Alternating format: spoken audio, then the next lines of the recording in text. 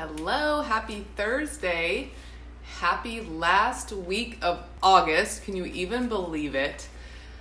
We had rain overnight last night. I woke up and had no idea it was going to rain. Turns out there was a thunder and lightning storm that I did not wake up for, if it even was active down here. I didn't know. I heard though from my friends up in Salem that the thunder and lightning was so loud last night that it woke them up out of bed. That's crazy.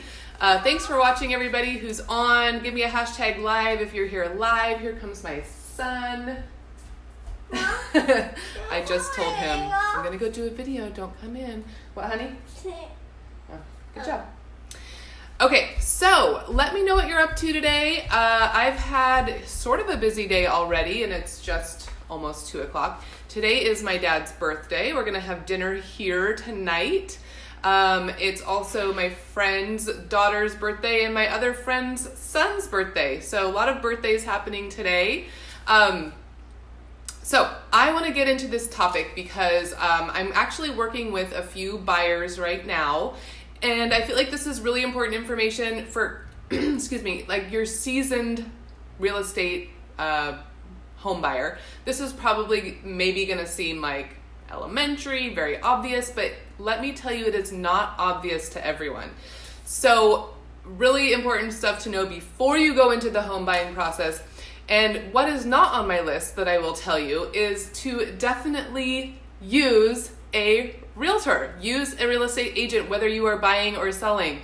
Some people think that as real estate buyers that they have to pay their realtor. That's actually part of the listing fee. So you can, as a buyer, hire a realtor. They're there to represent you. You don't have to pay them extra fees, and it's definitely something that is going to benefit you in the end. I know I've purchased without my own representation before, and I don't recommend it. So this is 5 things to know or research before you make an offer on a home. So obviously, if you are buying in a place that you're really familiar with, this might not be something that you have to do a ton of research on, but knowing the home's location and what does that mean to you and the rest of your life? How long is your commute going to be to work, to your children's schools if you have kids, to the grocery store, to your favorite restaurant?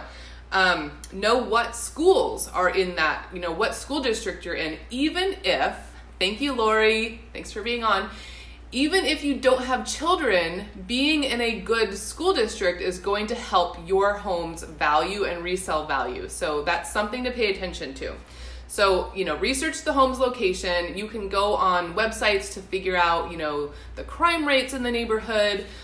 Your real estate agent should be able to direct you to those websites. So, number 2, very important. And I always tell people, okay, so 1, do a walkthrough of the home. Obviously, go visit the home, but do a drive-by of the home before you schedule a showing.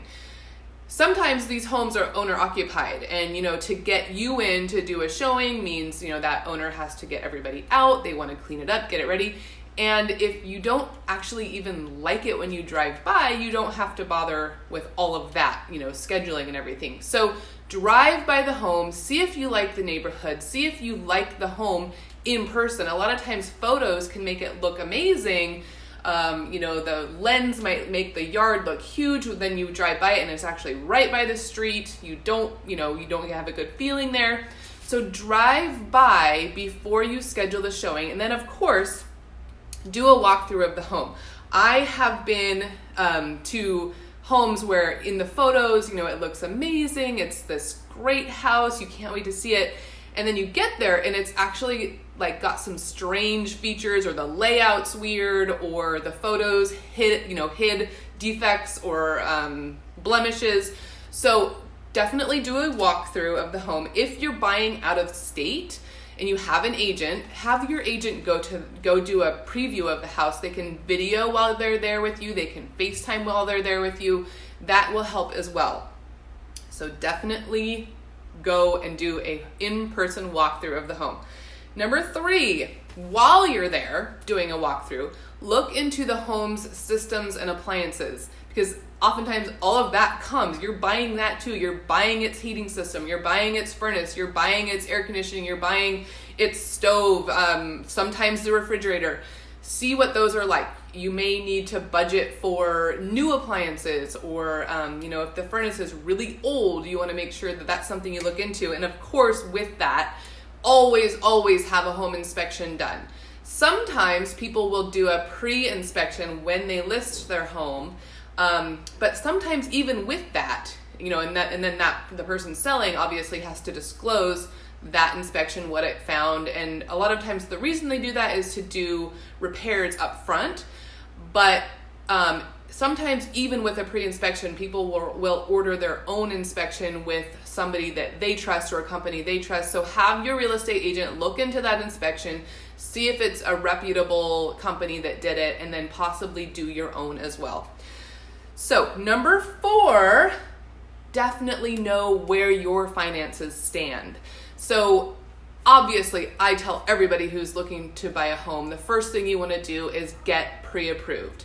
You don't even know what price range you're looking for until you're pre-approved. You want to know what your payments are going to be. You need to know what your credit is.